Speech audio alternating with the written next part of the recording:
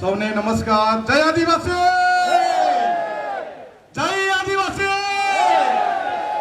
લડેંગે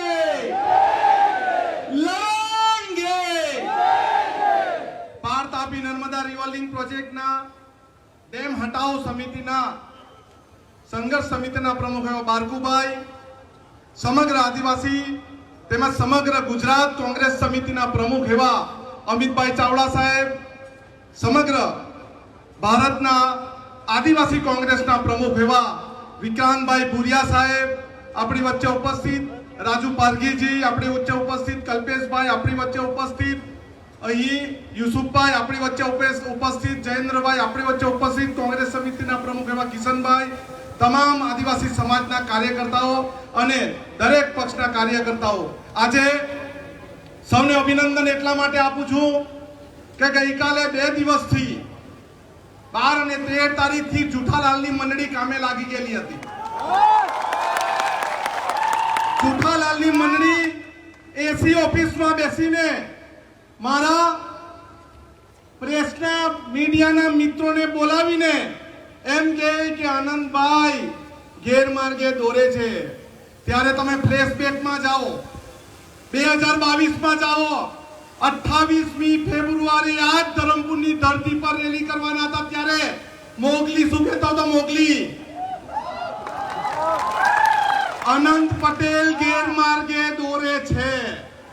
આપણે ત્યારથી પહેલી રેલીથી લઈને છેલ્લી રેલી નવસારીમાં કરી ત્યાં સુધી મોગલીને બોલાવ્યો. મોગલી આવ્યો અને આ નવું મોગલી આવી ગયું, જુઠાલાલ. જુઠાલાલ જે કાગળ બતાવે એ કાગળમાં વાંચીને બતાવવાની જરૂર હતી.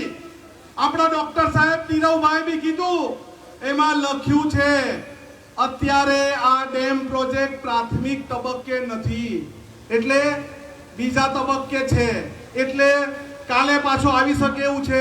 એટલે અમારી સીધી ને સત માંગણી છે કે અમને શ્વેતપત્ર આપી દો, અમારું આંદોલન બંધ.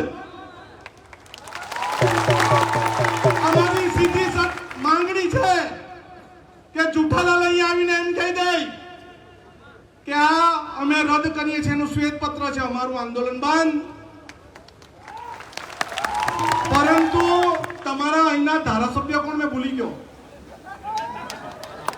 એને બોલાય થાકો આવે જ નહીં. કેમ નહીં આવે અરવિંદભાઈ? કેમ નહીં આવે સાંસદ? કેમ નહીં આવે જુઠાલાલ? કેમ નહીં આવે ભાજપના બીજા મોટા હોદ્દેદાર જે એમ કહે છે કે અમે તો પાગલ છે, અમે તો ગાંડા છે? અમે ગાંડા છે, અમારી ડાગડી ચસકેલી છે, અમે પાગલ છે, પણ અમારી જળ જંગલ જમીન બચાવવા માટે પાગલ છે. અમે ગાંડા છે, અમે પાગલ છે, અમારા હક ને અધિકાર મેળવવા માટે પાગલ છે. અને આખો આદિવાસી સમાજ પોતાની પ્રકૃતિ બચાવવા માટે ગાંડો છે, પાગલ છે, પણ જૂઠો નથી, જુઠાલાલ નથી. હું તો અત્યારે તમારી સામે કહું છું, ભાઈ જુઠાલાલ, જઈને લોકસભામાં આદિવાસીના દીકરા તરીકે કઈનો વિરોધ તો કરો. તમે અમારી વિધાનસભા 8 તારીખથી ચાલુ છે, અમે નક્કી કર્યું છે અમે વિરોધ કરવાના છે.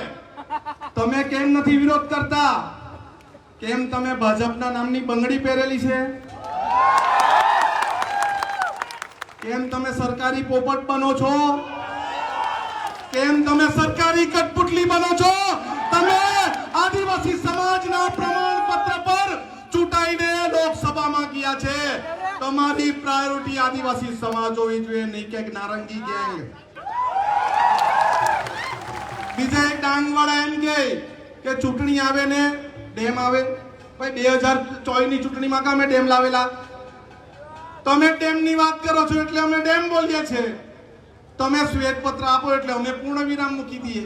માંગણી છે ને આપણે? માંગણી છે ને?